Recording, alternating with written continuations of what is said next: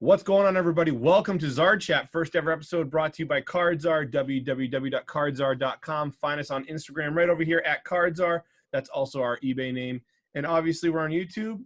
Simply put, just look for CardZar, and you'll find us. I'm Luke at CardZar on Instagram. I already said that, but I'll say it again. And tonight, I got a very special guest, very special friend, very special hobby enthusiast and jersey wearer like myself, SP, the Titan. That's what you guys know him on Instagram. I know him in real life as SP the Ghost, Hot Boy Special, Sean, Wyatt. Yeah, there's a lot more, yeah. There's a lot. The 15 years of friendship. There's a lot of things.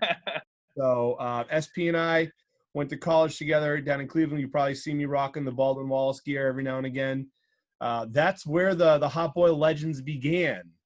So now we're doing this virtual. Absolutely.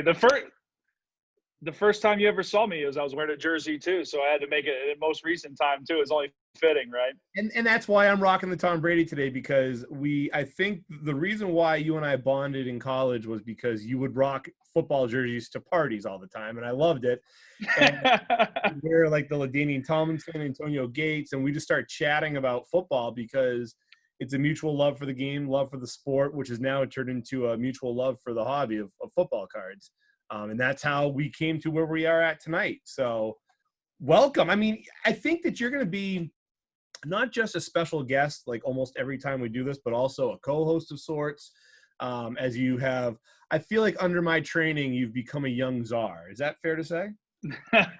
Under your training, under your influence, it depends on who you ask. Yeah, but definitely, in my opinion, under the training for sure. Yeah, I'm doing my part to help the hobby for sure, due to your influence. Yes. Well, before we get into this, I say we got to crack a beer in celebration, though, right? Yep, got it ready to go. So I'm drinking Christmas ale, of course. Cheers. The Three Floyd Zombie Dust, and you got the Great Lakes Christmas Ale, which I had a rough night with.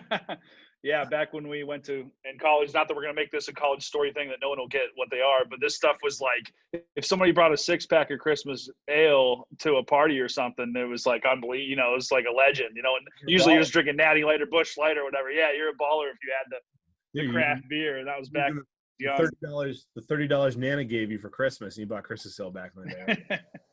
But hey, tonight we are going to definitely chat about, I think the past stories will intertwine themselves into the stuff we're going to be talking about, but we're talking about cards tonight. We're talking about sports cards. How you got back into the hobby, different things that you've been collecting. Obviously, at SP the Titan, figure out who he likes to collect. Look at the Taylor Lewan jersey. You can figure out who he likes. Oh, no. It's not Taylor Lewan. This is a custom SP Wyatt authentic back there, baby. Because you know what? I got tired a long time ago of buying players' jerseys and they would be gone from the team or they'd be crappy or whatever it was. So I started doing custom of my own. And I'm a 77 in high school and college before there was ever a Taylor Lewan. I had the flow before Taylor Lewan ever had the flow. So, yeah, this is a custom. And that's why I still haven't bought a Patriots jersey other than Tom. This is my Tom Brady jersey from the past like 7 years. I'm just afraid to buy one because I don't think I want to buy any player on the current roster because I don't think they're going to last much longer. Well, yeah, not all of us have the luxury of having a multiple Super Bowl winning Hall of Fame quarterback at the helm for multiple decades. So, yes, some of us have the problem of getting jerseys and being obsolete pretty quickly. Right. It's true. I did buy another college story. I did buy a $20 Tom Brady jersey from China back in our junior year of college. So I've been rocking the Tom Brady jerseys since 2005. So not too shabby. And you wisely spent 20 on a Tom Brady, and I'm ashamed to admit I've spent 100 on a Jake Locker before. So here we are. So, all right. So like I said, a good transition into the hobby, into collecting. And we're also going to talk about a couple sets that are just dropping now. We're recording this on the 1st of December. 2020 Prizm coming out soon. We also have 2020 Impeccable, which just dropped last week. 2 sets you and I have been talking at length about the past few months due to the high cost of the boxes, and also just due to the different sets we've bought in the past that we've liked in the past. But what I want to do is I want to talk about your hobby. And number one, as a kid, you used to collect. How's collecting as a kid changed now that you're an adult, can actually afford stuff? But also, what? So, kinda. Kinda, but like also what you've kind of been drawn to as you've gotten back into the hobby, and also how the hobby's changed since you were, 10 years old. So I guess walk us through, what you used to collect, what you collect now, and we'll go from there. Yeah, man. So I was a kid. I mean, it's always been about football for me. I mean, maybe real young, I liked some baseball, but once I started playing football, flag football in the 4th and 5th grade, and tackle football, it's like I never looked back. It was my favorite sport. Always drawn to the NFL. It was the best of the best. It was, the big games were on TV when you're a kid. So that's just what it's always been about for me. So that's what I, automatically was drawn to as a kid. Whether it's jersey, like I still have the Emmitt Smith jersey I had laid out at Christmas under the tree one year, and anything from and then the box cards you'd get then too, and just all went with it synonymous. So I would just collect any and every good football player I could get my hands on, and that was the other thing. It seemed like packs were really accessible everywhere. I felt like I went with my mom, the grocery store, Rite Aid, wherever it went. I could get a pack. I could coerce her and add a pack of cards or two onto the tab or whatever she was there buying. So it seemed like they're a lot more accessible then. So it was just always about getting the players you loved in the pack and collecting those players and trying to build up your collections of it. So obviously, it's, I mean, not for everybody, but for me, just puberty hit, if you will. I just got out of, collecting and got into other interests and everything. I was spending my money elsewhere and just kind of got out of it naturally. But being tight with you and still all these years and seeing you come back into it kind of got the light bulb off. It's like, oh man, cards were pretty fun to collect. And now I got to actually have some money in my pocket. I don't have to wait till mom takes me to the store and I have to like try to throw on a pack or two and actually buy some of my own. So I just kind of started to dabble into, maybe I'll get a couple cards. eBay makes it so easy. Started to dabble from there and then all hell broke loose. Yeah. Yeah. I mean, that's pretty much hook, line, and sinker what happened to me, multiple times as I got into it. As the most recent was when the Celtics signed Kyrie Irving, and I was like, oh, this guy's going to be a star in Boston. What could go wrong? And I remember I bought his autograph, and I was in. Like, the hook was in. And that was the same way. And then what happened was there's so much time for me to get caught up with collecting. Like, oh, crap, I really liked, Keenan Allen for a few years. I got to pick up his autograph. Or, hey, Carson Palmer was fun on my fantasy team back in 2010. I got to pick up his autograph. And, fortunately, over the past, I'd say 6 months, it's kind of slowed down a little bit because now my checklist is just everything. I'm checking everything off. So it's definitely, I see the nostalgia sense. And, I mean, you and I both talk about this all the time when I post things on Instagram. Hey, I'm posting this, $2 rookie card from 1993 because when I was a kid, I pulled in the pack. I thought it was really cool. Like, that kind of nostalgia is what really always draws me to certain sets, to certain players. Like, for example, I mean, this is a Tom Brady card, but it's got the and I try to fight off the glare here. It's got the 1995 refractor look to it, even though it's a 2015. Mm-hmm. I had a box of I've got a pack of the 1995 Finest as a kid, and I pulled a Johnny Morton rookie card that looked just like this, and I still have the Johnny Morton rookie card. I just think it's such a cool design, and stuff like that really brings me and drives me to the hobby. So I feel you on that. So, like, who are some of the players that you've been picking up recently, and show us some cards that some of your favorite cards that you've grabbed these past few months, year or so. Yeah. So as I said, I started to dabble, dip the toe in a little bit, get some players. Then I started to realize, like you said, there's all these like Eddie George is my favorite player ever, my favorite Titans player, my favorite football. It's the reason why I'm a Titans fan. So I started to think about it a little too much, if you ask my wife, but started to think about it. I was like, now I can get all these Eddie George cards that I could never even fathom that I could get as a kid. So all of a sudden, that's just every Eddie George autograph I could see, every game used jersey patch of Eddie I can find, like, get my hands on, like, I'm getting it. That's when I went down a path of just strictly Eddie all the time and trying to, like, really just relive all the fantasies of childhood of all those cards I could get. But then, like you, I've hit a wall thanks to the pandemic, having a little more time and money on my hands than I would have liked to. I hit a wall with Eddie, so then it's been really fun to get into the modern edge of Derrick Henry. And then as I started getting back in the hobby of A.J. Brown and, like, fully, his crescendo so far in his first season and a half, it's been really fun. So, I pulled some A.J. Brown. Yeah, man, I just, like, it's been fun. And this is one of the first ones that I grabbed was a nice little Phoenix Gold patch auto of A.J. Back before the boom was going crazy, I was able to get this XR for about $18, I think. Nice little auto. This one I actually upgraded because I sold you my one color. Yep. After I got this for $30, so it was like $28, I think, the 3-color patch AJ. So it was nice to like really load up on him before he's really blown up and what the hobby's blown up to right now, where it's just like out of control right now of everybody into it. And especially like that Prizm, both the Prizm Red Wave auto you showed, as well as the RPA. I think those are two cards that have gone up in value significantly with the recent Prizm boom. And now that we're seeing 2020 Prizm come out soon, I think you're going to continue to see that price go up even more. Especially that RPA, which people don't appreciate how big of a card that is. I have the same thing. I have a 2018 Baker Mayfield RPA right here from Prizm. These are case hits. It's number 299. It's a case hit. It goes to show you that they've made, they make that parallel in like the base, the purple Prizm, that number to 49, and then I think another one number to 25. So you can only imagine how many cases of Prizm they made. There's multiple players, right?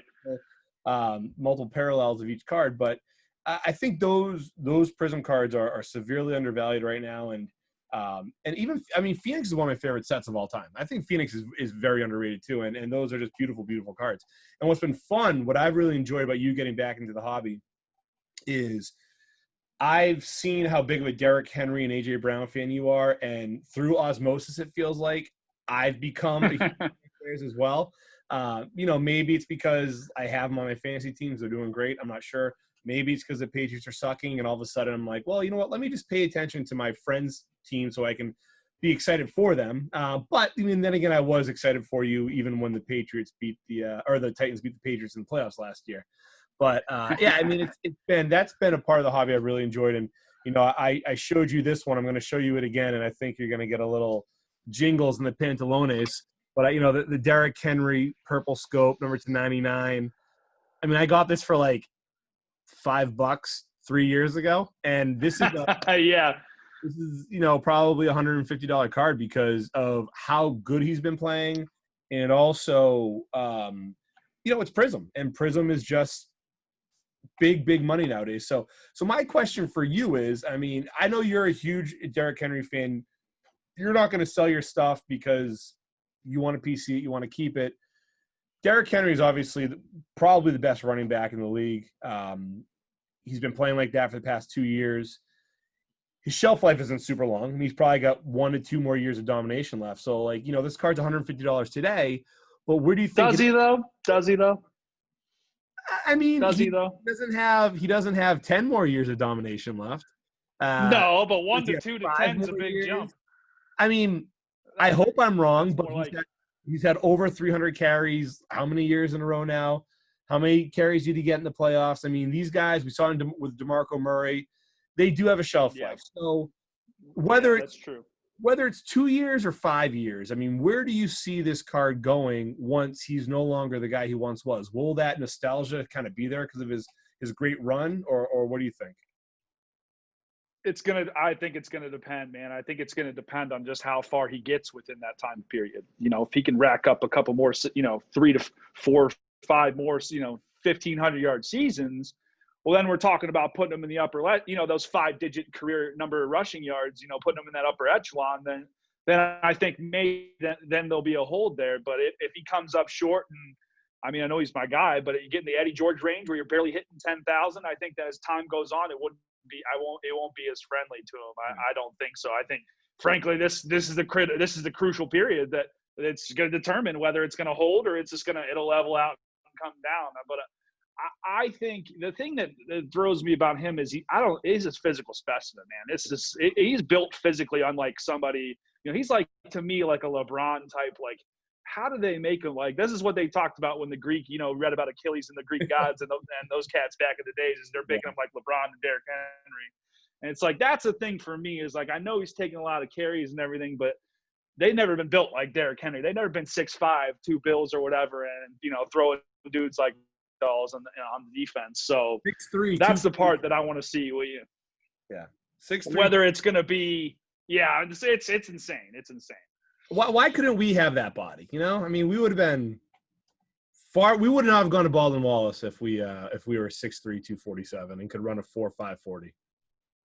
I was going to say I got 2/3. I'm 6'4", 245, 250, 260. Maybe depends on how long this quarantine's been going. But I could not run like that, and my muscles are non-existent. So yeah, I don't. I only have half of it, and I'm not even close. So no, I cannot imagine, my friend, what that would be like.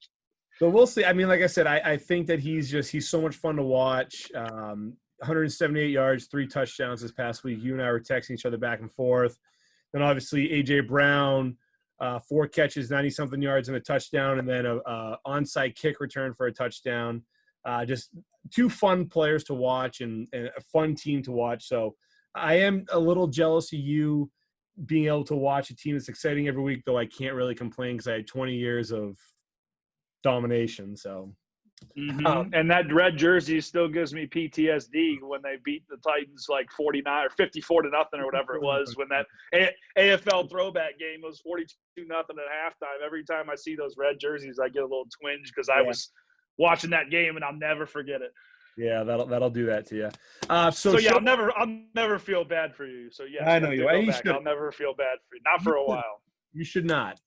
So show me some of your Derrick Henry cards. We saw A.J. Brown. Let's take a look at some Derrick Henrys. Yeah, so, I mean, well, we're talking Prizm, right? And this is one I sent with the submissions with you. That's, we're going to talk about a good-looking King Henry rookie Prizm. It's the red, white, and blue disco. They got a nice little 10 there from SGC. So definitely a big fan of that one, especially because, I mean, obviously, like I said, late in the game, I've just been coming around, and I bought this off eBay, and it graded as a 10 from somebody else. So that was kind of cool that my amateur sleuthing kind of paid off. One of my other favorite ones, you won't believe that this was one of the first ones getting back in the game. I think it was $35 I got for this. National Treasures booklet, King Henry rookie patch with the 2 on-card auto. And it was like right before November of last season hit when he really started going off and then catching the rhythm. That was just perfect storm timing.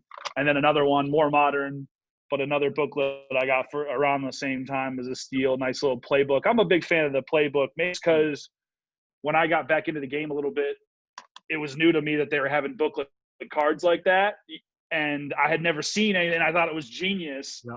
Yes. Well, we got the old Miss boys. Yep. I just thought it was really cool that they did the booklet ones like that. And just because, I mean, it was new to me. So I got a few booklets, and this was another one, like one of the early ones that I got back in the game. Well, and you and I talked about, you really like that, the 100-year logo on the booklet as well, which I agree. And I probably wouldn't have really noticed that or been drawn to that until you pointed it out. I was like, oh yeah, that's really cool. That's phenomenal looking. And obviously, people complain about the design of cards and how it's never different, but like we'll never see that on a design of card ever again because it's a true, 1-year thing. So I'm sure Panini will find a way to right. I would, but whatever.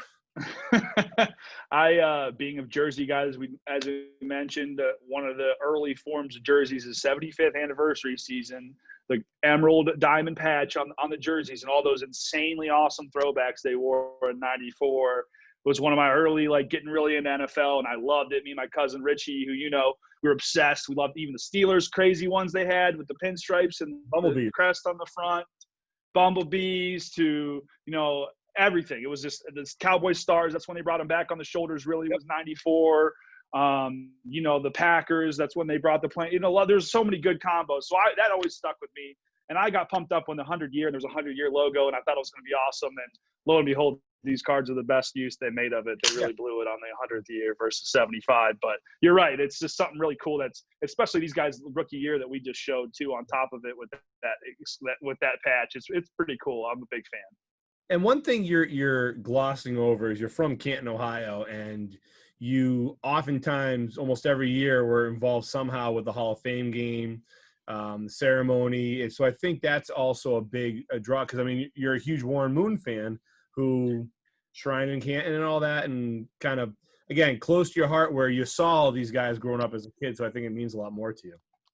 Yeah, man. I grew up in Canton, as you said. Hall of Fame parade, Hall of Fame festival, and enshrinement every year was a huge deal. It wasn't just Browns that everybody get hyped up, no matter who it was. it was like a display of civic pride in Canton that all these legends and all these Hall of Famers were coming to the city. You want to make sure they had a good time. You want to make sure all the festival and everything went off without a hitch. So there was a lot of civic pride to it. So that also drew me to the Hall of Fame of being interested in it, and who was coming to town and why I should care about them. And guys like Warren Moon and Earl Campbell, the Oilers players, but you can go on and on, man. The Steelers, the Bradshaws, the Lynn Swans and the world, or the Howie Longs and the John Maddens. It's just any of these legends were coming to town. It was such a huge deal. And it was actually my first job in sports.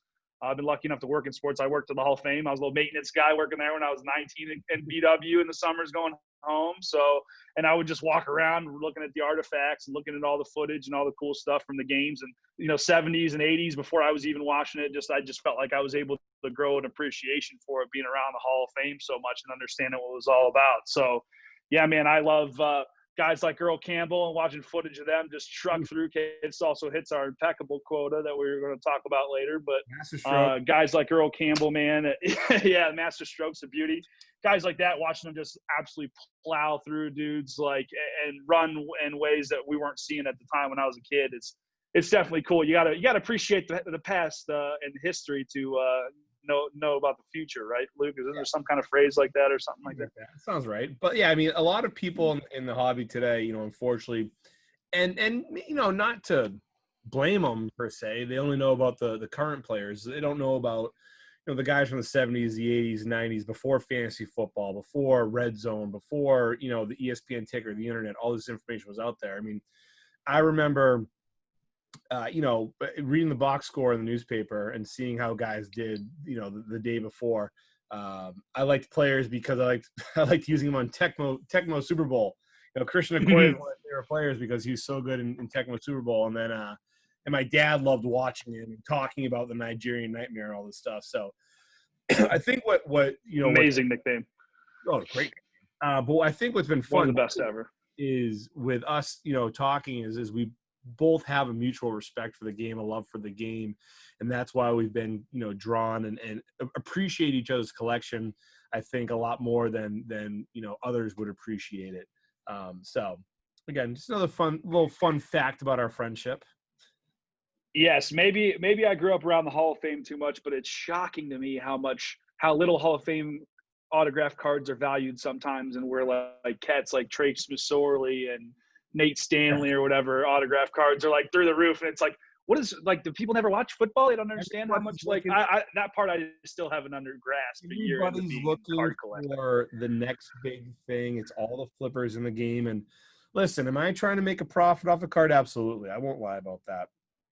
But that profit goes towards building up my Jerry Stackhouse collection. It's not going toward world domination or trying to flex on Instagram about all the cash I have in my PayPal account, because I don't have much. But unfortunately, again, everybody's looking for the next Mahomes, the next Lamar Jackson, Kyler Murray. So when you see a guy like Trace McSorley come in the game today and throw a touchdown to almost beat the Steelers, all of a sudden people get excited like he's the next guy. Spoiler alert, he ain't. He's not. He's not. Yeah. Spend your money and think he is, so I can buy other stuff because you don't have the money to buy the good stuff. But Trace McSorley, he ain't the future. But before we get into Prizm and Impeccable, let's show off some more of the random stuff, because I know you just got a Comp C shipment in. So let's see. The big one, the doozy. Yeah, it was a doozy. It was I think about 70 cards. It was like my last hurrah before all the Christmas shopping commenced. So yeah, I definitely got some random good ones in here. Obviously, if there's an Eddie George auto I didn't have, I was going to add it. This is a cool little one, even though that Super Bowl shield brings a little heartbreak for me. Kevin Dyson. It's still the closest we've ever got, so I'll still cherish that. The private signings, and this one, I mean, I know it's a sticker one. It's on a lead. It's on a product, but hey, if Eddie signed it, I want it. I'm trying to get as many of his auto cards as I can get my hands on. What do you have now? So far? You know what? I think I'm about just autos, whether it be patch or not. I'm in the 60s somewhere of Eddie autos. Yeah. So yeah, and the however many months I said I'm collecting, as I side eye my wife corner there. Yeah, it's a lot. Another one, okay, so I do rock 77 for a reason. I was a former offensive lineman, so I do. And not that I don't have a Lawan, doesn't mean I don't love him. I love the lineman. The one I always will love is Bruce Matthews, the Iron Man. They had one of these select autos floating on ComC, so I added that to my train. Let's see, a couple patches. One cool, I love these absolutes. They got the different materials on them. This baby's got helmet. What is this? Helmet, pant. Oh, helmet, shoe, and jersey. Can't go wrong with that. Of Aaron McNair, the legend, all game used. Rest in peace. I mean, rest in peace. Yeah. As much as I love D George, obviously I love CJ2K and the special player he was. That's another one. Is he? King Henry being like Chris Johnson, a franchise legend, arguably the best running back ever. But or could he be next level? Could he be more Hall of Fame? That's what I'm kind of wondering too with you. The thing about Chris Johnson, though, I still don't understand. You can buy his Topps Chrome rookie autograph for like under $10 today, and that makes no sense. $5. That makes no sense to me because not only was Chris Johnson, the fastest player in the NFL for a few years, the most dynamic running back for a few years. He broke records, and maybe he's just not like this big physical force, and he's kind of been forgotten. He might have got shot and done bad things, so people aren't that into him nowadays. I don't know, but like he's not a marketable guy. Maybe that's why he's not popular today. I don't understand that because he's a Hall of Fame talent, but people just forget about him. Hey, man, what have you done? It's been 11 years now. 2009 was the big 2,000-yard season, and that might not sound like a long time to cats like me and you, but 10 years to a lot of people is a long time to forget about it. So I'm with you, and I agree with where you're coming from, but also the way this world works and how people forget things within a week or so that 11 years ago of a back that was killing it, I'm not surprised. I got a question for you, though. What if – so now that Topps is not making football cards, Upper Deck's not making football cards, what if the card his rookie year was on a Prizm card and he has a Prizm auto? Do you think that changes the narrative? I don't think so, man, because that's a great segue to some more ComC pickups, and I'm going to pull the great Keith Bullock out here. I mean, Topps had some these X-fractors and these cool refractors they had were pretty awesome. I mean, to me, that's kind of what gave. Like I said, I've only been back in it for a little while, but it seems like it was a natural segue for Prizm to come out of the Topps Chrome and the Topps Finest era is how they got of it. So I don't know, because I feel like there's some of that exists already. So I don't know if I don't think so. I don't think so. I think it just depends on the individual. Because like, what are Adrian Peterson Topps, Chrome's rookies and things going for? Calvin Johnson, probably pretty good, or Larry Fitz. No, I mean, Larry Fitz's stuff is crazy right now. That's why I'm trying to pick up as much of his stuff as possible. He's released a ton of different autos. I know he's in this year's Prizm, but his auto is really tough to get. And you and I have talked about some that I've tried to pick up. That unsuccessfully, unfortunately, though I'm still working on that sweet spot helmet. Right. I hope so. But I think it's those guys. Calvin Johnson's a Hall of Famer. Adrian Peterson will be a Hall of Famer. Those guys had longevity. Let me take it back. Adrian Peterson and Larry Fitzgerald had longevity. Calvin Johnson was so incredibly dominant for a span of 8-9 seasons that like people know him as an all-world talent. So their stuff still goes for pretty good, but like guys like Marshawn Lynch, even his stuff still isn't that expensive, and he's from the 2007 class as well. So it's weird. It's tough to really say who is or isn't going to be a long-term hold or a long-term guy who's going to go up in value unless they're a quarterback. So I don't think I answered any questions there. Well, because Beast Mode is arguably more marketable and popular, just as he was finishing playing his career right now. And so, but you're right. I mean, his cards haven't like been any spike or anything like that. And you wonder, he might be a Hall of Famer, but you wonder if they really will spike that much more when he makes it. He's a good example. So I don't know, man. You're right. It might just be more of the recency bias, and anything that's more near or more recent just might be more valuable for now. But for longevity's sake, I don't know. That's tough to say. For me, it will. I think Prizm being the hot set that it is, and some of the kids in the hobby, the 15-year-olds, the 20-year-olds in the hobby who probably don't even know what Topps Chrome is. I think Prizm just weighs heavily, so they see that brand and all of a sudden they're drawn to that. So if they don't have a Prizm rookie card, they don't care, and Prizm started in 2012, I believe. So there's a limited amount of players that have a Prizm rookie card. Obviously, Tom Brady Prizm rookies, but his first year Prizm is pretty damn valuable right now. Russell Wilson was early on in Prizm. Even Peyton Manning's first year Prizm is worth a pretty decent amount, especially it'll only go up more, I think, as he goes into the Hall of Fame. So an interesting topic, which I think pretty good segue into 2020 Prizm. That comes out tomorrow or Friday. Crazy numbers with Prizm. We've already seen the retail hit the stores. We've already seen No Huddle hit the stores. Can't find it anywhere. I'm working on getting some from my distributor. I have zero faith that I'll get any, but never know. But current selling prices of a box of Prizm is $1,000.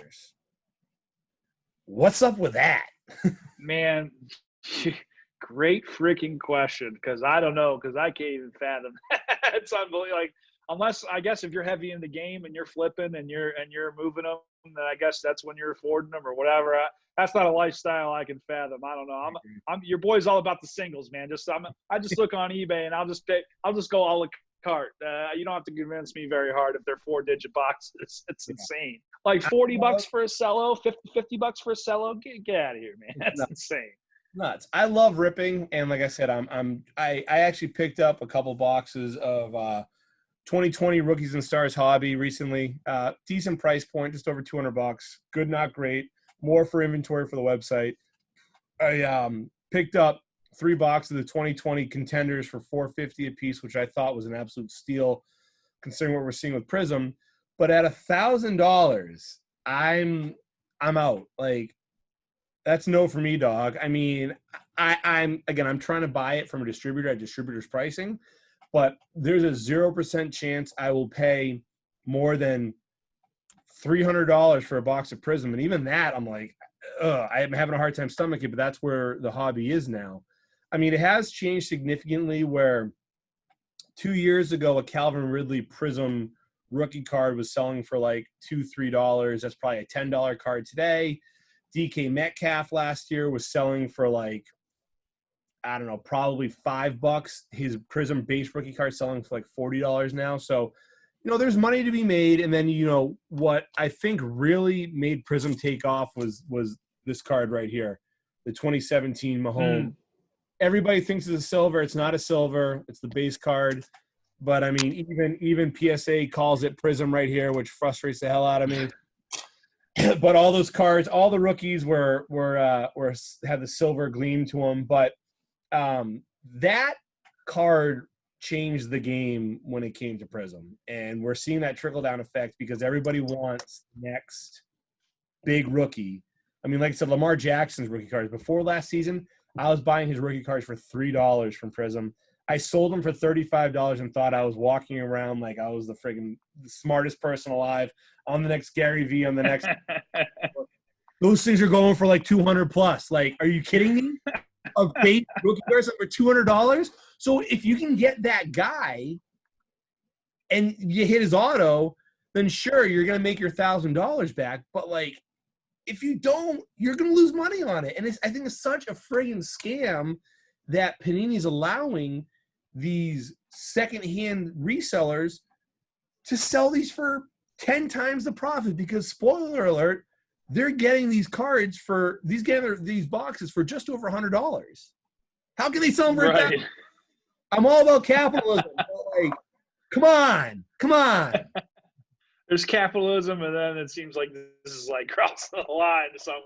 Like, seriously, these blasters that you should be able to walk into a store and grab are like $120 if you're lucky or something like that. It's insane. You remember just walking to Target and Walmart and like seeing cards like, oh yeah, cool cards. I'm not gonna buy those. There's nothing in there for me. Like, now, absolutely. Like, my buddy told me that there's a bunch of fat packs of 2020 Absolute at $5 below. I bought them all because I just. I mean, I don't know. I felt like it was the right thing to do, and it wasn't because I didn't hit anything. But whatever. I mean, weird. It's a weird time, man. It's a weird time. So 2020 Prizm coming out. What's your strategy with it? Are you just going to be looking for singles? Are you going to try to buy any hangers? What's your plan? Well, first off, you just throw a light bulb in my head when you talked about the Mahomes being so popular. And I'm like, well, that's probably why the 2020 looks exactly the same like this 2017 year, right? Because it was so popular. Like, what if we just do the same design again? So you just killed that for me, because it is pretty much the exact same design. Now that I think of it, now I know why. But my strategy is, like I said, I'm singles, baby, singles, because it's, like I said, $45, $40 for a cello, and if you're even lucky enough to find one at your LCS or something like that, like, it just seems like, I mean, it seems like a lesser version of buying the scratch-off tickets or a lottery ticket, or to try to hit one of those good players or something like that. It just doesn't seem worth it. And maybe just because my interests in the hobby are more about collecting and my team than anything else is why that doesn't sound fun for me. But I'd rather get all the Javon Curse, I'd rather get half the Javon Curse parallels for the same price I'd pay for like a blaster and a cello or something like that, So that to me sounds more appealing. But hey, man, everybody's got their own interests of why they're in this hobby, and some people don't want to see a card unless it's not a Burrow, a Tua, or a Herbert, and that's the only reason why they only want to spend their money if they get a chance to get one of those and don't care.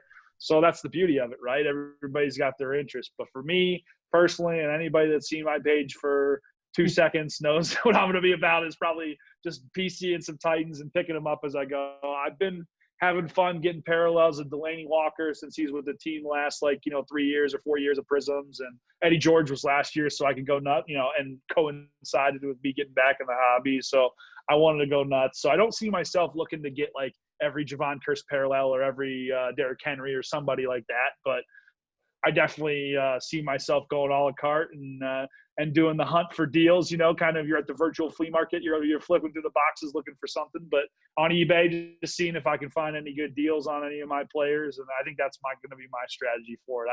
I love Prizm, I like it, but the price tag for me is I'd rather just casually have fun with it than go crazy. That's the way to do it, man. I mean, again, I do love ripping. I love, like, a big reason why I enjoy buying inventory for the website, so I can scratch that itch of ripping 3 boxes worth of cards. It's fun, and I enjoy flipping stuff and buying stuff and selling stuff and trading stuff. So I enjoy that as well. And I used to go after the parallels. I remember I went after the parallels in 2018 Prizm. And another thing that really frustrates me is the amount of parallels nowadays is just stupid. I think it's between the regular Prizm, the no huddle Prizm, the first off the line, I'm sure they'll find some other sort of Prizm to make up.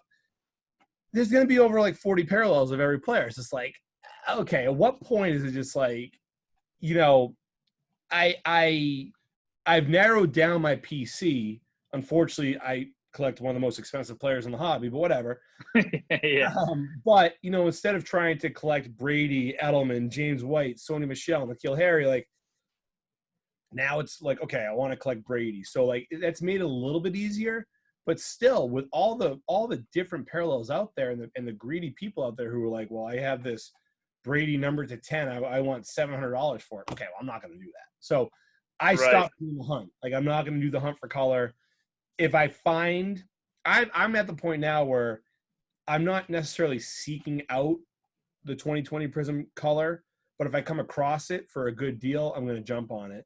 If I can get a few boxes at not ridiculous prices, I'm going to buy them and I'm going to rip them or I'll save it, because you never know if Justin Herbert, Burrow, Tua become like the next guy, or if there's just another Prizm rookie card, like maybe Ben DiNucci turns into something. Who knows? He won't, but who knows? And he's sought after. He's only a Prizm. Who knows? But it's the Prizm craze is interesting. I'm curious to see where it goes. I'm curious also to see if the market is willing to pay the $1,000 for a hobby box that was going for. I bought a hobby box from my LCS for $130 2 years ago. Okay. So, like, it's changed drastically. COVID's to blame. People having free time or a ton of free time, that's to blame too. That's caused the huge demand and limited supply. We'll see, though, if people are willing to pay $1,000. I'm hoping they don't. I want to see this go down. But that's the crazy thing if you think about it, because you talk about all these parallels and the no huddle and this and that. There's a lot of Prizm that's going to be out there, and it's still going to be insanely freaking priced. And that's the part that's wild to me is like I'm thinking about the math and all those parallels and how many packs and how many this and that. And it's like there's got to be a lot out there. I got to hit some at some point. But at the same time, it seems like it's all being scooped up, and it's like it's secondary market or bust, and these ones are gouging. They're just gouging it. I think there's going to be a lot of people who buy up all the Prizm that will not be able to resell it. I just think that it's going to get to a point where people are like, I'm not doing this. It's not worth it. You know, the people who are new to the game, a lot of sneakerheads are getting into collecting. A lot of Gary V's followers are getting into collecting, which is fine. I'm all for more people joining the hobby, but once they really figure out what it's all about, and not every Prizm rookie card or not every Prizm rookie box is going to get you 20 to 30% return. Things are going to change. Like, not every box is going to have a Mahomes type rookie that pays for the box. When people get burned and they get LaVisca Chenault autograph as their main hit for $1,000 box, things are going to change. Yeah. Right. I remember getting pissed in June when I got a mega box for like 55 or 65 bucks on eBay, and I hit, I don't even know, Rocky Sin autograph or whatever. And I'm like, oh, that sucks. And that was only like, that was the markup in June. Like, I bought a bunch of Prizm 2019 trying to get Kyler's, and I was getting like I said, mega box 55, 60. What's a mega now? 150, 160, if that, probably even more. It's just insane how much it's gone up just that in that time span alone, nonetheless. But I do agree with you. I think it might be like mid-January, and some of these people that have just got loads and loads of Prizm are having a hard time selling them, and we'll see what happens. Well, Other thing is, what about Mosaic? Mosaic, is that going to be obsolete all of a sudden? Is it going to be cheap all of a sudden? I don't know about that. I don't think it'd be cheap because I don't know if there's much more out there, but I think Mosaic, people loved Mosaic this year, and it was huge in basketball. It was huge in football. Again, is that a product of COVID? I'm not sure, but what I've seen is that first-year optic cards, first-year Prizm cards, those down the road are worth a lot more than a normal Prizm or optic card. I think that the 2020 Mosaic will have a similar effect where it's going to be desirable in the next few years. We might see a slight dip in the next few months, but long term, I think it's a good long-term hold. But yeah, if you're spending like, $100 on a Justin Herbert parallel, orange reactive or whatever, it's probably going to drop down to $60 in the next few weeks. But it's a good long-term hold. I really do believe that because it's a cool set. I wasn't big into it until, again, you kind of got me into it. I wasn't really much of a believer. Then you started ripping it. I was like, all right, let me give it a shot. And then I like it too. I think it's a good looking set. Yeah, and it kind of filled that early Prizm, itch because it's similar. But you're right, it's not going anywhere. This first version of it, it's going to be a perennial powerhouse. It won't be going away anytime soon. No question. And it helps to get the itch. When I was like at a hobby shop the first week it opened and got a pack and sold a $200 Jonathan Taylor in the first weekend, I'll get anybody hyped up. And the interesting thing too is actually Science years ago made a Mosaic refractor, and I think Panini kind of ripped them off with that. But then Panini back in 2017, 2018, they released Mosaic basketball as like a Mosaic Prizm offset. It was like after the Prizm, they released Mosaic, which looked very similar. And I'm surprised it took this long to actually have a main set of Mosaic and then actually finally translate to football because, we've seen, a lot of success in basketball with with Ja Morant, Zion, and those guys, their success with Prizm, I think really made Panini say, hey, let's kind of push it the same way with football. And football, that's taken off in value the past few years. And again, I still think that this is the card, much like the 89 Griffey, much like the 86, 87 Fleer Jordan. This is the card that really kicked it off, blew it up even more. And it's interesting to see the value of Prizm Silvers from 2017 to now versus 2016 and previous. The 2016 and previous, they're still not as valuable. So just, again, a weird dynamic with one of the most popular sets in sports cards. But I'd say our mutual favorite set in sports cards, you and I talk about this all the time, is Impeccable. 2020 Impeccable. Oh, yeah. Love it. Just dropped. I just made my first 2020 Impeccable purchase. If you follow our Instagram account, you know how much I love it. Trying to collect as many helmet patch autos from this year, 19, 18, and 17, mainly 18 and 19. And I just got in a few recently. So this one, SP, we talked about this. I got the Saquon That's big time. For 100, which I was really happy with. I thought it was a great deal. I think he's a great buy low player now. And it's shocking. I got that for 100, and I got this for 20. Kalen Ballage with a nice 4-color patch. Mm-hmm. I've been playing well for the Chargers before he got hurt, but the fact that a Kalen Ballage is $20 and a Saquon is 100, I mean, I feel like this should either be $10 or this should be like $200. But hey, I'll take it. And then, of course, that's that recency bias. I know. That's that recency bias. And I'm fine. And that's buy low on Saquon right now. He's hurt. Yeah, take it. You, buy low on Saquon. He'll come back next year. But then, of course, SP, you're going to show off something beautiful too. But I got to show off first my AJ Brown Impeccable. So, yes. What is it? What is it you love about Impeccable? There. Oh, woo, beautiful. Yeah. Hate to do it to you right after, but I had it at the ready. That thing is BU. I told you to buy that one, so it's okay. eBay bucks made it a lot cheaper though. So what is it about Impeccable that you love?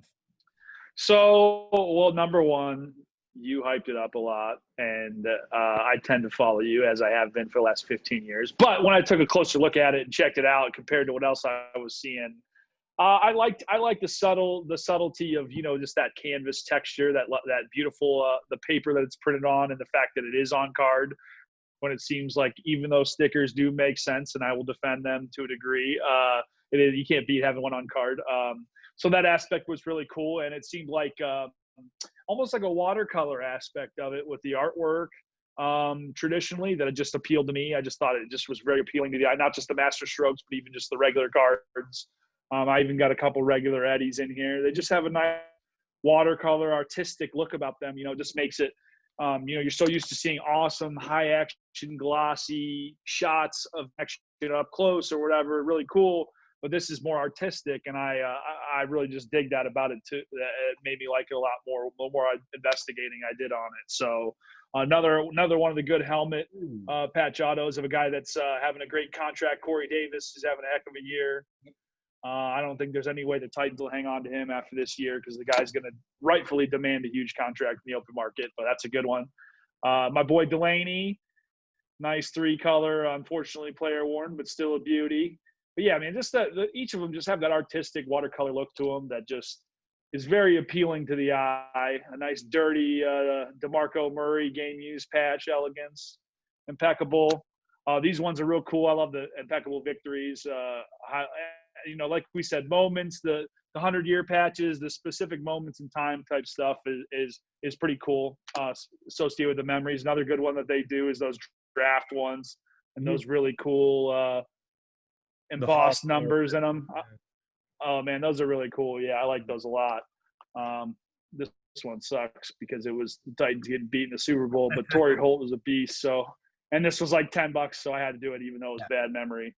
And then I showed it before, but this is the best to me. The best of what Impeccable does is these master strokes. It's just actually like a watercolor painting of just a legendary player in on-card auto, and it's just a thing of beauty to me. It's pretty cool. I love them, and I'm with you, man. The only reason I haven't started scouring eBay right now is I'm trying to save all my money for everybody else in the holidays next few weeks. But I know as soon as the eBay gift cards kick in for the Christmas, and after I'm done shopping, I'm going to go first off Impeccable hunting before I go in Prizm hunting, because I'm with you, man. They're the most beautiful cards in the hobby, in my opinion.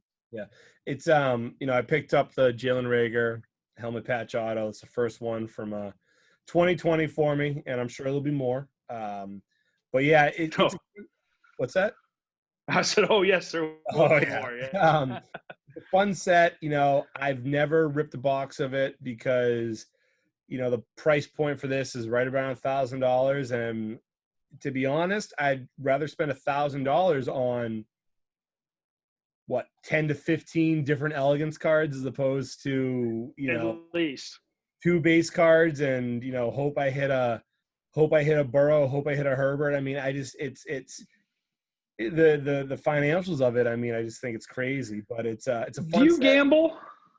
I gamble, but Do you gamble? I do, but I'm not like, hey, I'm gonna throw down $2,000. Like, I can't do that. See, maybe that's it, man. We don't like to gamble. Maybe that's it. Maybe there's people that like to gamble, like that aspect of it, of hoping to the big hit and the big. I've been trying. I think about it way too much because we've been in quarantine. I watch breaks and I think about it and stuff. But it's like maybe I wonder, like it just doesn't appeal. Yeah, I'm with you, man. I'd rather get a bunch of sweet cards of people I love and load up on those than take the chance of some big hit because I'd rather not deal with the disappointment. I know. I guess for me, it's like I do like to gamble. I enjoy it because the rush of winning is awesome. But at the same time, I know the odds of gambling, playing blackjack, playing roulette, playing poker. Guess what? The odds are worse in collecting cards. I mean, there's a 90% chance. I think it's probably a 95% chance that you're going to lose money on a box. Like, that's just the financials of it.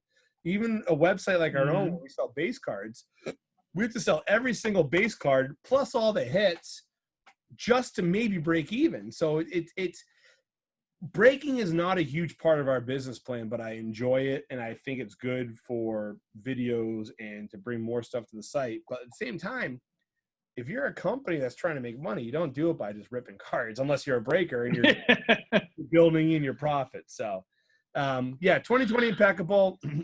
Looking forward to getting that Rager in. Looking forward to picking up hopefully a few more of the maybe some base cards of players I like. I have a few Kamaras from the past few years. I have some Brady's, Gronks. But for the most part, I will be doing the same thing as just searching. I already have a Landscapes Jerry Jeudy en route to me. Not the helmet elegance helmet patch auto, but a sticker auto, but a beautiful, beautiful, beautiful looking card. I have a picture of it on our Instagram at CardsAre, so please do check that out.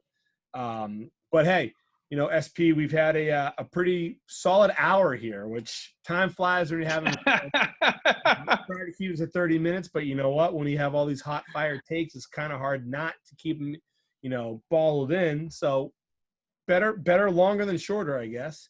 What else? Any any closing comments? Any closing words before we sign off?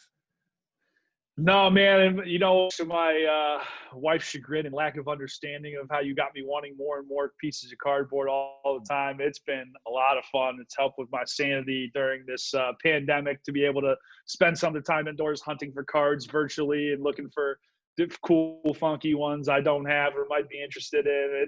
It's been a lot of fun. I've got to meet a lot of cool people virtually too that have sent me cards and autographs to people I've never met, and it just appreciate the collecting and do. And it's been a lot of fun the past 13 months. So I appreciate it and curse you for it at the same time. So, but man, I don't think it's going away anytime soon. Sounds like I think COVID could go away tomorrow. It won't, but it could, and I would still be wanting to hunt for cards anyway. So I don't think it's going away anytime soon. You're thanking me and cursing me. I feel like you did the same thing during hazing, during pledging too.